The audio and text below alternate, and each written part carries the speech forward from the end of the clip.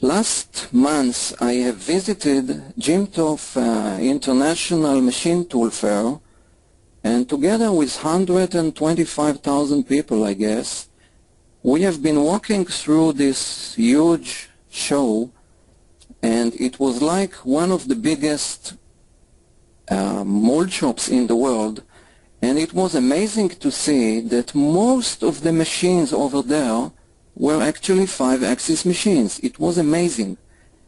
And you could ask yourself, okay, is this the reality in my shop floor? Maybe not.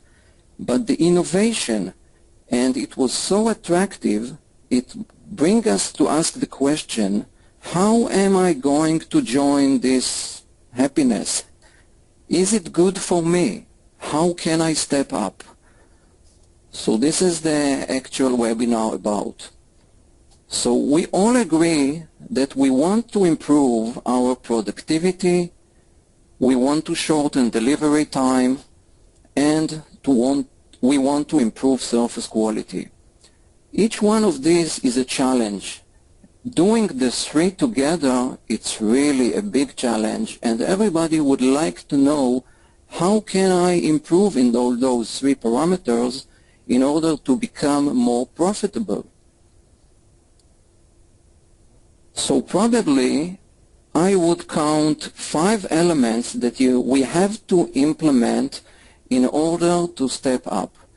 And that is, first of all, having a high-performance 5-axis CNC machine, have a good working holding device, have advanced tooling proper to my job, have in-process measurement, and the capable and probable 5-axis CAM software. Let us briefly go into those items. High-performance 5-axis machines. There are hundreds of types and many brands and many different machines.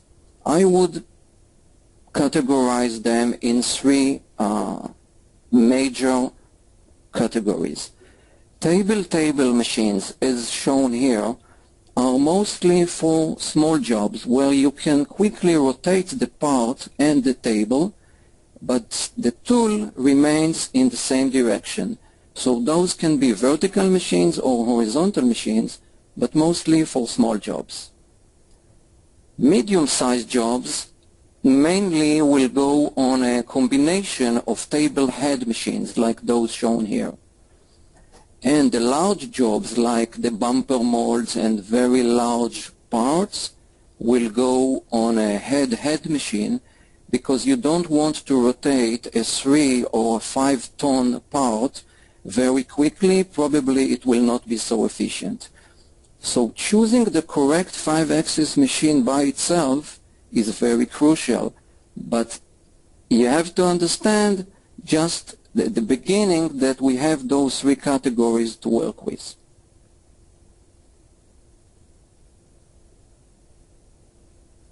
Work holding devices. If we want to minimize the machine downtime, we want to utilize very effectively the mounting of the job on the table. So we have those systems like System 3R, Aerova, or custom-made devices where you can mount your piece, your workpiece, on some plate, and you have a device connected to the table of the machine, and those two together are connected very quickly with item number 3, very quickly and very accurately and with high repeatability. So that will give us a minimal downtime, very accurate clamping, and in this way you eliminate errors and you are efficient.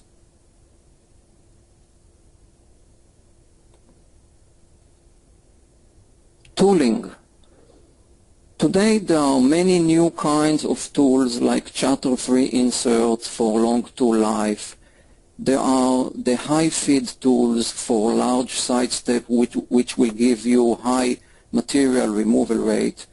And there are the solid carbide tools, which are rather expensive, but with very large downstep can give you a very high material removal rate in roughing, which is very interesting. You have different kinds of holders for different jobs. Let me emphasize here just the shrink fit, which is very accurate, or the power chuck, which will give very strong forces to drive the tool, yet not to pull it out and be accurate.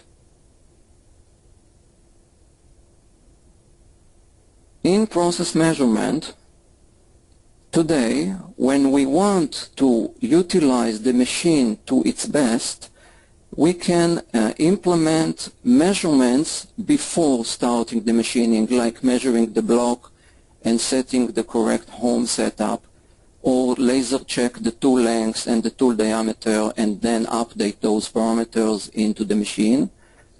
During the machining, there is the sister tool support that in a command from the post-processor you can call a sister tool in order not to stop the machining and again minimize machining downtime and control the machining.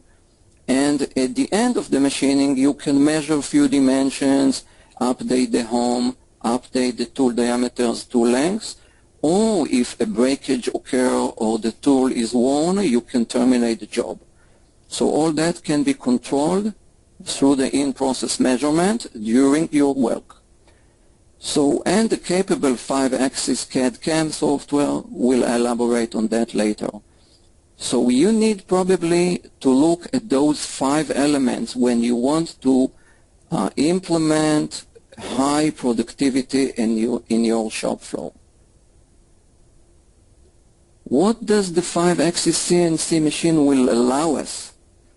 Basically 2 things: efficient setups and shorter tools. It goes all down to those 2 components.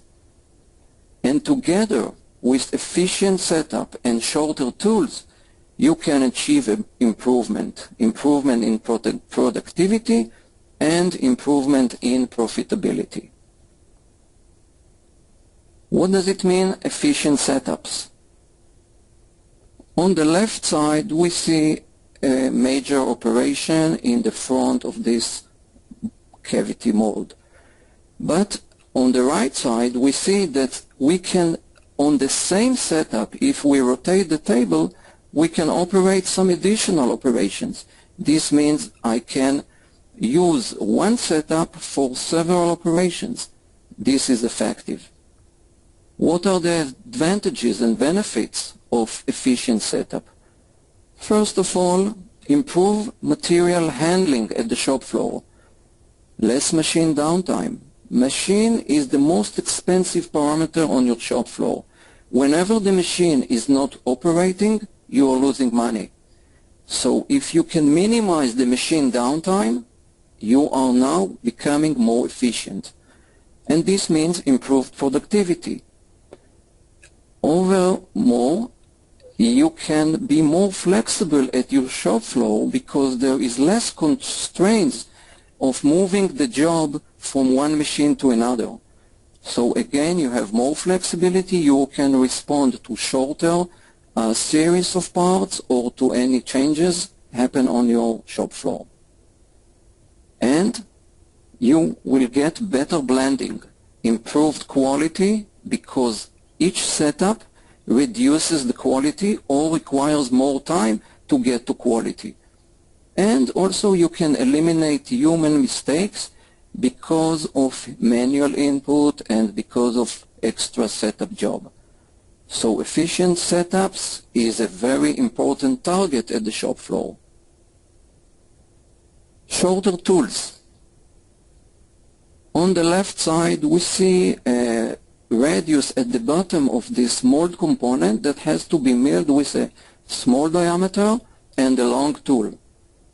On the right side, same tool diameter but much shorter. Because the head is tilted or the tool is tilted, you can get closer to the job with the holder and the tool, everybody can feel that immediately, is more robust and therefore will cut better.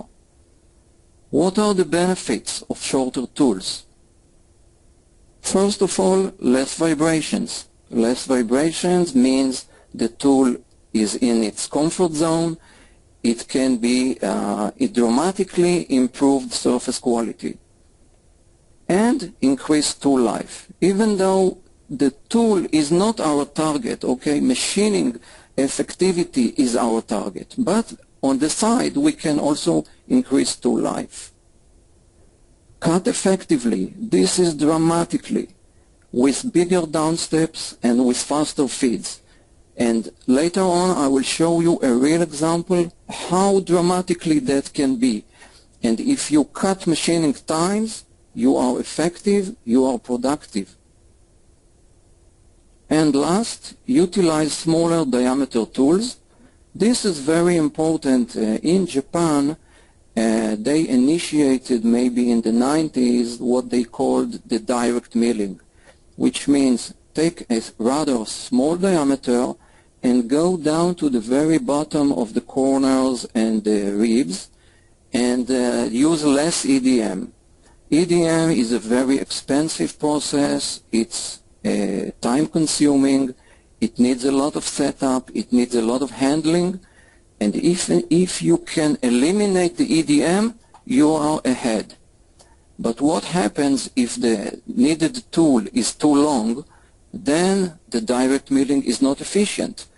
But with tilting the tool and smaller lengths of diameter, when it's hanging out less, then direct milling becomes very, very attractive, and this is very good. Here we see a few examples of part production with 5-axis, and those are actually the aerospace, let's say, and the defense are the most traditional requirements for 5-axis, and those really started in the 80s and the 90s, like aerospace beams and impellers and blisks and blades and so forth. Those parts actually you can't cut unless you have a 5X technology. Later on, many other industries came in, like consumers, energy, and recently the medical. And with the medical, it's, you know, the human implants and so forth. Those parts are very difficult to machine. Actually, they don't have even one plane which is straight, and the handling of such a job is really a challenge, and 5-axis is a very big advantage over here. More interesting is with mold making with 5-axis. This is not trivial, because actually a mold is a component which don't need in its basic machining 5-axis. It can be cut in 3-axis. If we look, for example, we have here the standing core, or the opposite, we have the deep cavity and the large cavity. Those parts don't require 5-axis. But if I utilize the 5-axis on those even not required, I can leverage the productivity to higher levels. Rubber mold is a different example, because over there we have undercuts and the 5-axis is really required. Narrow ribs and small radius are again the same problem from different perspective, where we want to utilize the small diameter tools but with a shorter hangout.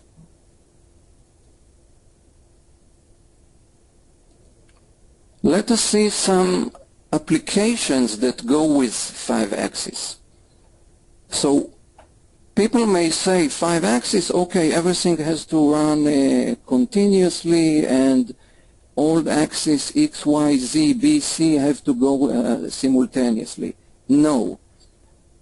As you can utilize the machine with less moving axis, your machining is more rigid, more robust, and the result is better. So 3+2 axis positioning is a very important niche, or actually the opposite, very important application for 5 axis. So mainly, let us start with roughing and finishing.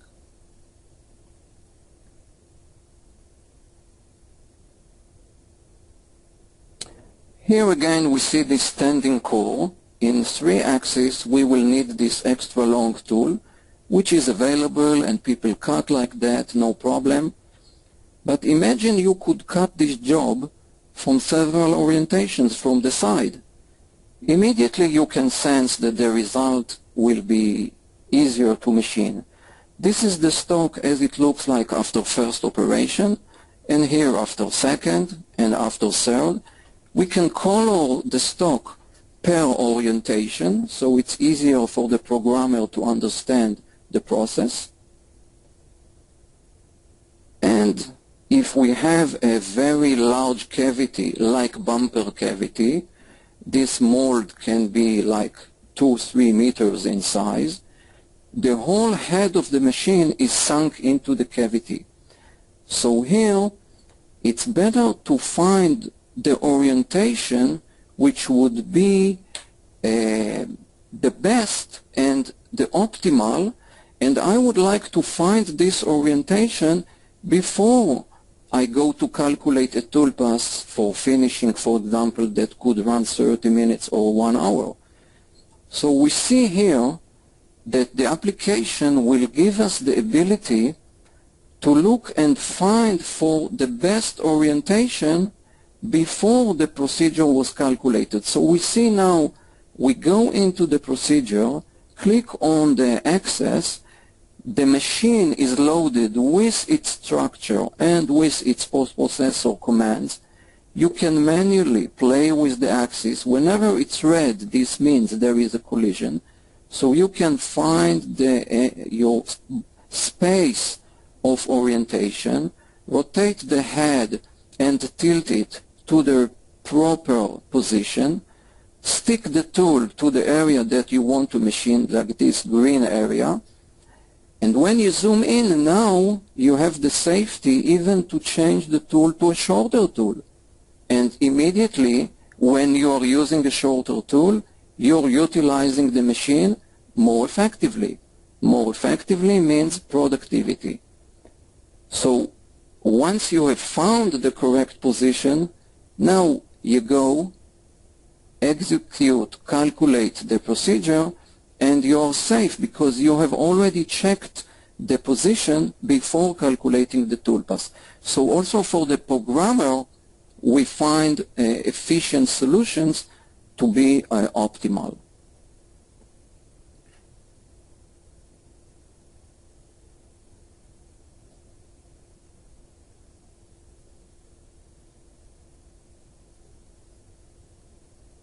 Next, swarfing. Swarfing is a very simple operation. It's a 2.5 axis operation.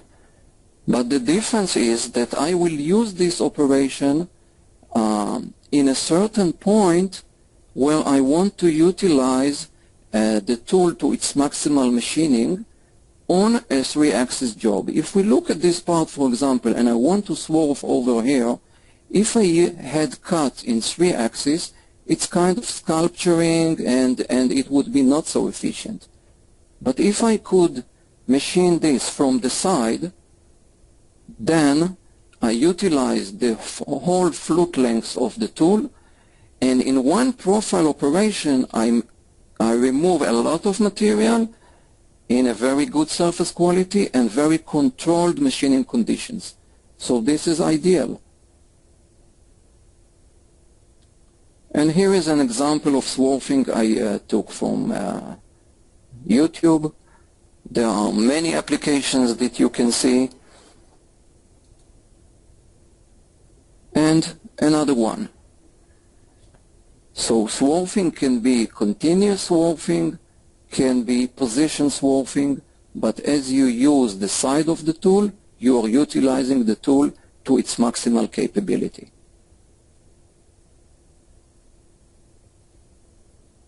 Next, the slotting. Here in this example, again, we have a slot from the side, which is actually a 3-axis from top. But if I use a slot tool from the side, I can very easily get to cut very narrow slots with a rather robust tool with actually a profile operation. So profile operation, it's a 2.5 axis operation. It's very stable, but I need to have a 5-axis software and a 5-axis machine for that.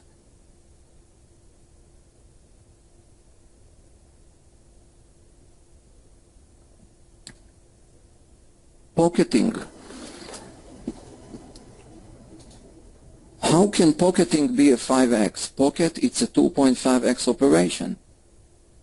But if, like in this case, when I cut this pocket, I want the holder to be relieved from this geometry, I maybe pocket it from a constant tilt angle.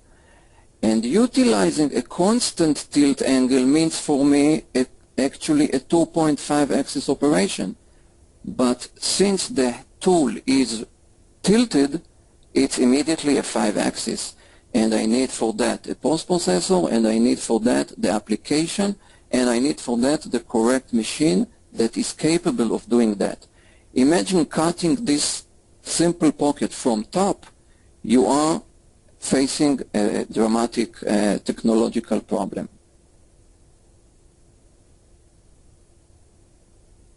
So that was positioning. Now, if we go to more complex operations, like continuous, then things get more challenging. Roughing and finishing with continuous operation. Here we have, for example, this area that we want to machine from top. And with a standard tool, there are areas that cannot be reached by this tool.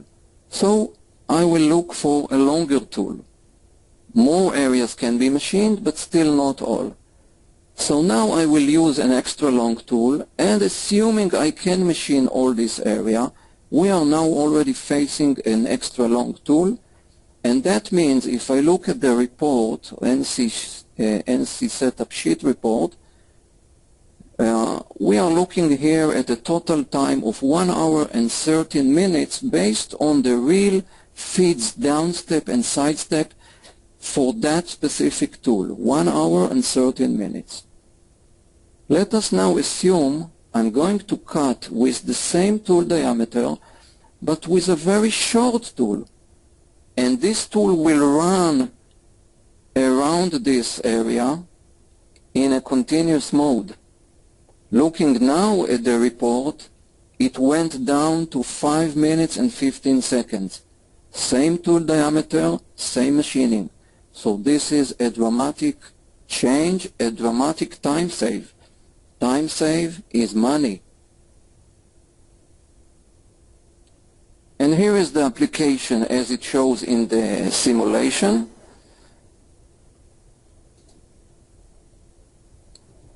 And here is same on the machine. So now, of course, we are utilizing the full 5-axis machine. All the axes are moving simultaneously. The holder is gauge checked and collision checked against the stock and the part and all the components of the machine. So this is really a challenge.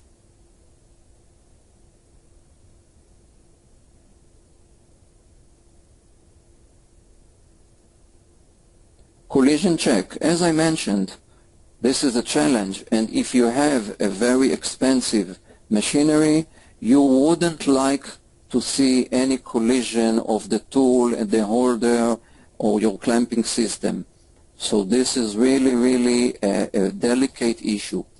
If I zoom into this area now, and we have to cut this boss, when getting closer to the vertical wall, notice how the holder is extracting itself away in order not to collide.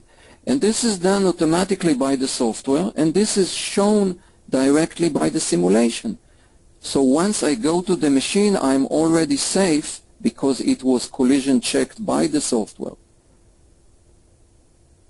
And then maybe the most important application of 5-axis is the tilting for finish and cleanup. Here we have this corner at the bottom of this feature, and this tool looks very good. I wouldn't say a problem here. If you use a shorter tool, okay, but this is not really dramatic change. But when we go to the final tool diameter and the final corner, this tool is so extra long, nobody will use this kind of tool at the shop unless he must, or he will go to EDM. So this means we are facing a challenge here. But tilting that with the same diameter, automatically we see a standard tool, and this becomes a non-issue. Simulating that inside the machine simulation window, you can see that the B angle is constant, 23.76. So actually this is 4-axis and not 5-axis. And 4-axis is better than 5, as I said before. As you move less axis, it's better. So it's a challenge for the software to produce a toolpath with 4-axis movement, and the 5th is constant and not changing. So this is how it looks in reality. And here is another one. In this example, you see the cavity being machined, and the table rotates very fast, and the surface quality is very good, and the tool is tilted in standard fixed orientation, and just the table is rotating. This is the best utilization of tilting.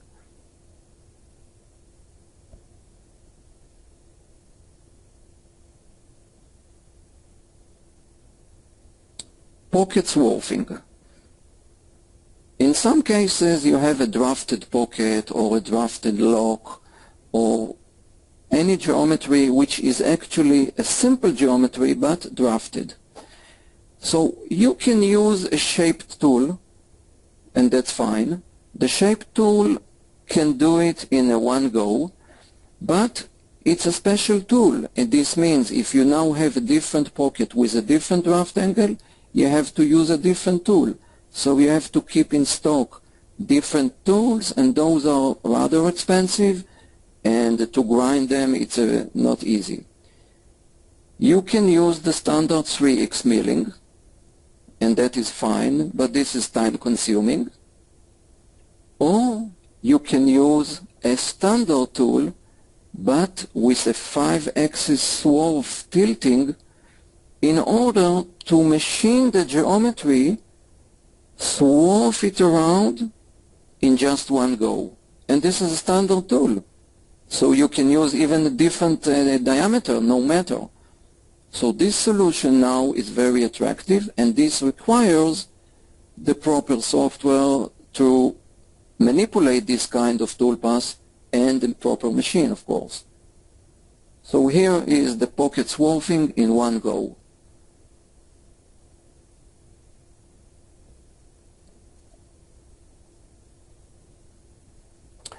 And the last is marking and engraving, where many times you need to write some text or mark anything on your component, on the mold. And this is normally done where you have to be normal to the surface and you have to be in constant depth to the surface. So this can be done only in 5x continuous.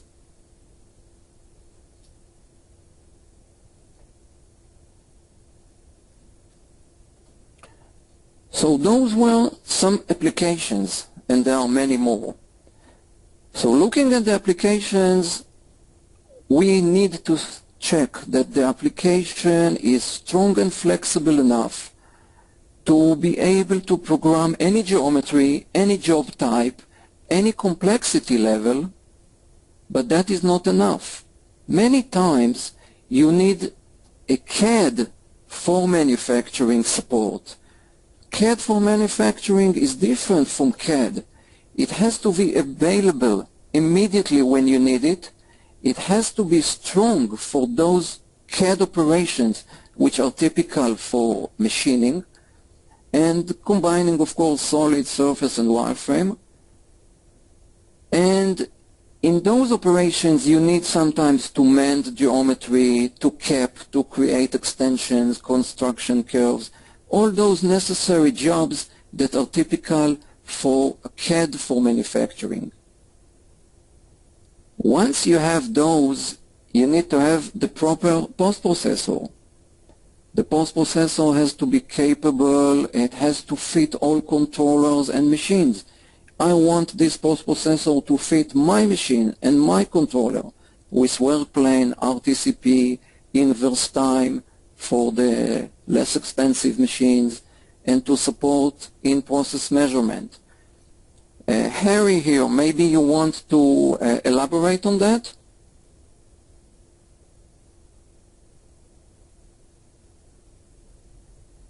Well, Alan, my practical experience says that in many of the 5-axis implementations, post-processor is one of the key factors to make the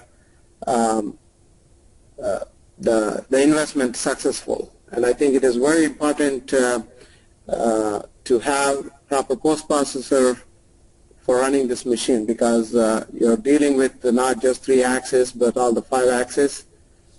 The safety of the machine is very important as well, and which is mostly controlled by the 5-axis post-processor.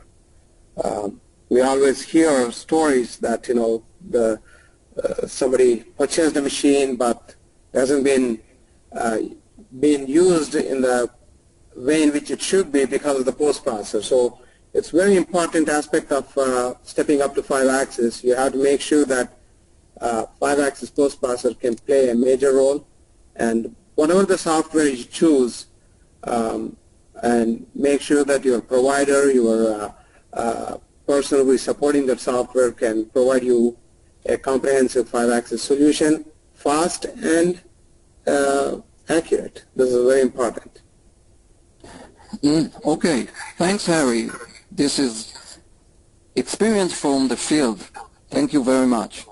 Now, before we go to the machine, as I said, the machinery is very expensive, and we would like to run simulations on our screen before we go to the machine. And simulation has to be, first of all, reliable. It has to reflect the real cutting process, show the part and the fixture as it is set up on the machine table, show the exact tool and holders and the material removal, machine structure, axis direction and limits. At the same time, it has to be fast. We don't have enough time to wait now hours for simulation. It has to be run fast but reliable. And you have to have it handy, means you can move to any single block, jump to a certain block, and you have to have a clear notification of any error and message if appears in order for you to go back to the software, modify, and run again. So the simulation is a crucial element because it will give you the safety and save your equipment. And last is your CAD/CAM provider. As we heard Harry, the provider for you has to be with the knowledge and has to transfer the knowledge to you and give you all the backup. Make the implementation for you with you on your machines and your controllers and your specific jobs. And then give the training and the support and the online help when you are in trouble in your shop floor. So all those together will make your CAD/CAM the correct CAD/CAM for your application, for your 5-axis. So what I'm saying now as a summary, 5-axis is not a want.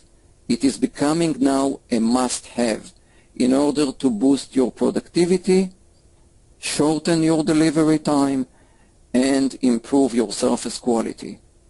And to summarize, 5-axis machining is a productivity and profitability booster today. Thank you.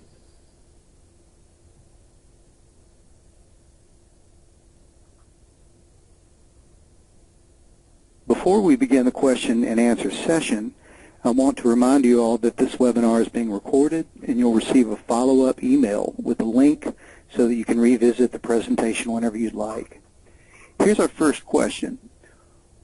This refers to the presentation, to an image shown, and the attendee asks, what kind of cutter was shown in the video with the aluminum part and the green clamping fixture?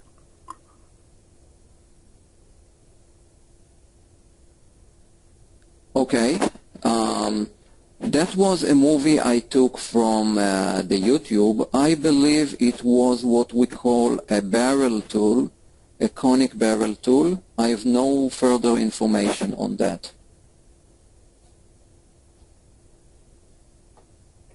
I see we have another attendee who says, I have a 5-axis machine, but due to cost, I cannot afford the 3+2 or the 5-axis software. Can you just make a USC on the same angle as you turn the head of the CNC machine and lie to the software by saying that the part is on an angle when actually the head is tilted? Okay, I'll answer it from a different perspective. Your machine at the shop floor is the most expensive component and your key for profitability and for productivity. Whenever you do not utilize the machine to its best capacity, you are losing money. Tools, holders, fixtures, automatic clamping devices, measuring systems, and software are all minor expenses relative to the machine. They all serve the machine. We need to feed the machine at the fastest possible because the machine is the tool that gives us the money. This is the productive tool. All the rest is to serve the machine.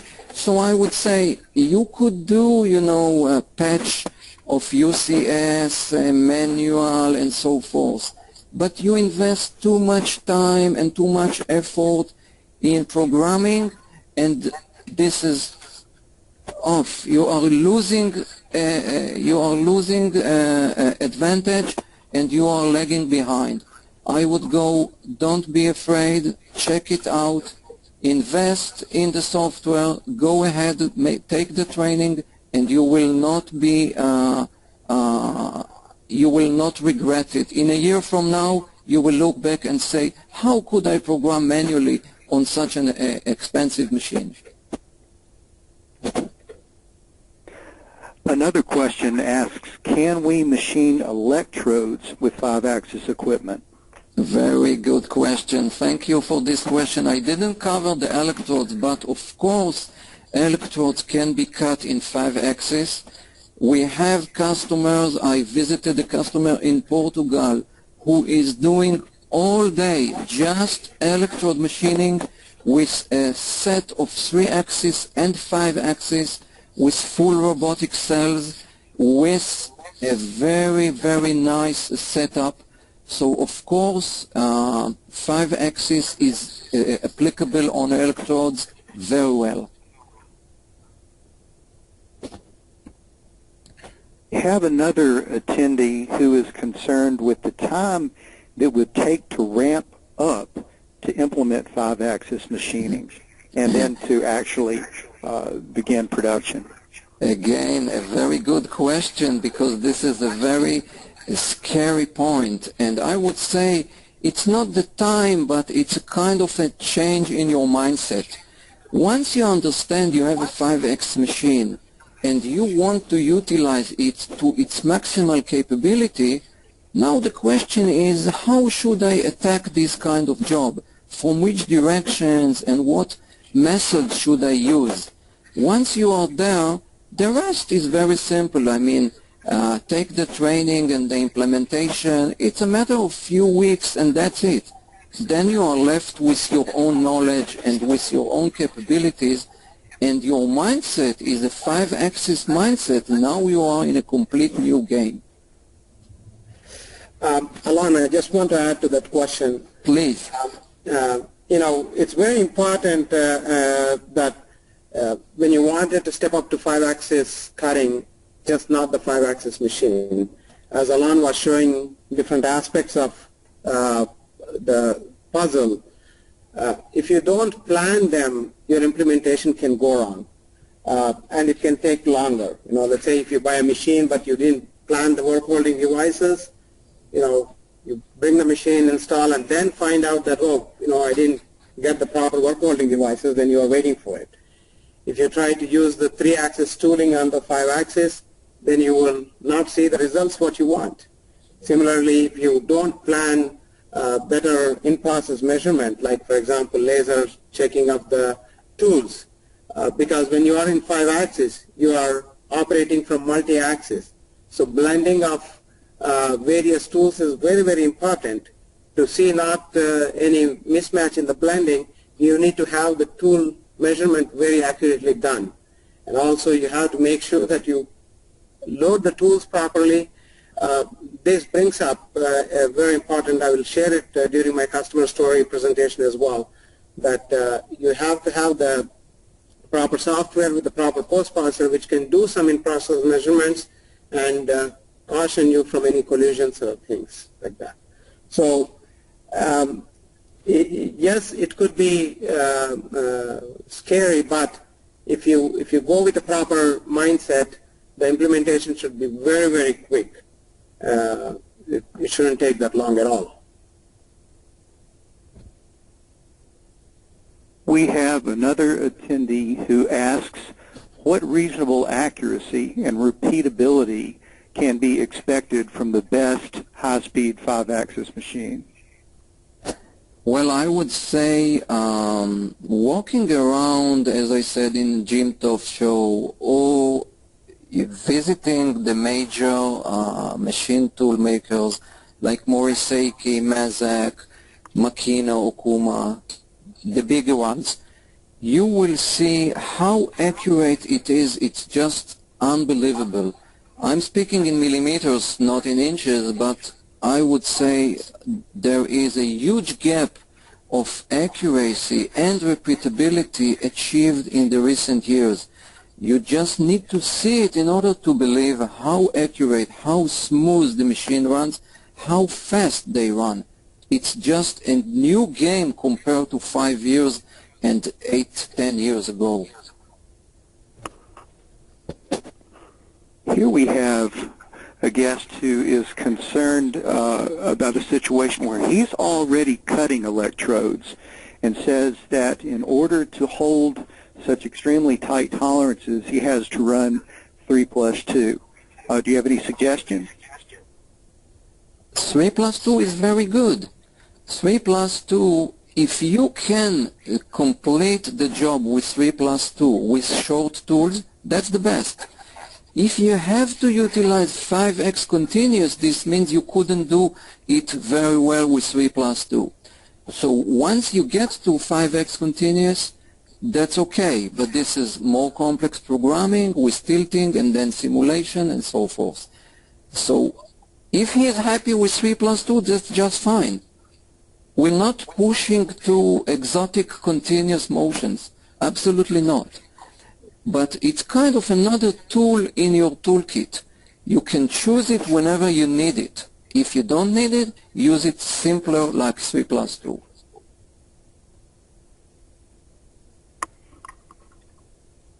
Now the question arises having to do with existing machinery. Can you control my older machine? One of our attendees asks. Harry, do you want to answer that? Yeah, basically as a software vendor, we can support any machine tool, whether it is old or new, really does not matter. I had a personal experience with one of our customers here. He had a plant set up in Mexico, and one of his older 5-axis machines, he moved out there and he said, Harry, I want a post processor for that. They asked me for a positional post processor for that because all these probably 10, 12 years, they were of the opinion that that machine was only a 3+2 machine. But when I went down there, when I started looking at the controller and started making the post, I told this machine is capable of cutting 5-axis continuous, and they were all in awestruck, So older machines does not mean that they are not good. They may not be as fast as the newer machines. Of course, we can support any of the machines they have, no problem. Well, gentlemen, I believe that we have addressed all of the questions that have been submitted so far. I'd like to thank you for a fascinating talk with us today. Thank you so much for joining us. Thanks to all of you in the audience as well. We'll hope you'll find this information valuable. If you have any other questions, or if you're viewing a recorded version of this seminar, please feel free to email our speakers at the address listed on the screen. On behalf of Modern Machine Shop and Cimatron Technologies, thanks again for your time and interest.